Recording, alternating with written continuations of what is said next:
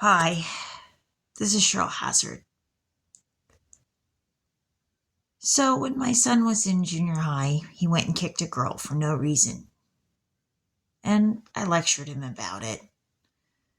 But I felt frustrated because Nathan was showing other behavioral issues as well and not listening.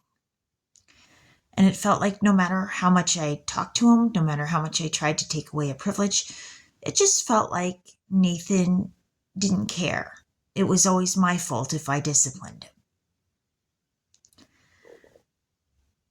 And I'm starting to do some research on autism and behavior, and it paints a bigger picture. And not just with regards for Nathan, but possible criminal behavior. And this is not to paint my son to be a bad kid. There may be an actual answer for this, or more than one. So I found out that low thyroid is linked with aggressiveness in kids with autism. And iodine and selenium and zinc are needed for the thyroid. Those are nutrient deficiencies that can be taken care of with a multivitamin.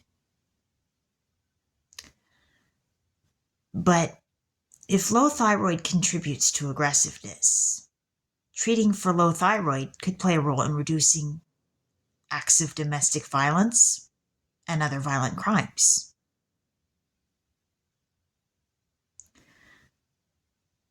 Now, Michelle said she has an underactive thyroid and it took her a long time to get diagnosed. I might be exhibiting signs of low thyroid too. Thinning eyebrows, sensitivity to cold, trouble losing weight lately, and Michelle's had that too. But that's something that can be treated. And this is something that the school has not told me. The school reported that Nathan kicked a girl in his class. And yet the school is the one who's supposed to be able to recognize learning problems in children.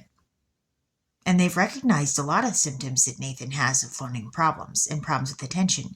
And it turns out a low thyroid can cause ADHD-like symptoms. But in an article that I found, it said high T3 hormone levels were found in violent offenders with early behavioral risk patterns. And it said in the criminal recidivist group, where individuals had psychopathy and aggression related to antisocial personality disorder, APD, according to the Kalinska scale of personality, T3 level and MAO activity were higher than those in the non-recidivist and control groups. So the thyroid plays a role in criminal activity and in aggressive behavior. And that's something that is treatable. It is treatable. So what's the prison system doing? We're looking at always taking away privileges as a means to deal with criminals. And, people say, well, I hope they rot in prison. But perhaps instead of, it just being taking away things, maybe it's what we need to add. Maybe we need to add iodine to the criminals. Maybe we need to add selenium, and maybe we need to add zinc. Maybe it's what we need to add to the criminals instead of to detract. This is Cheryl Hazard speaking.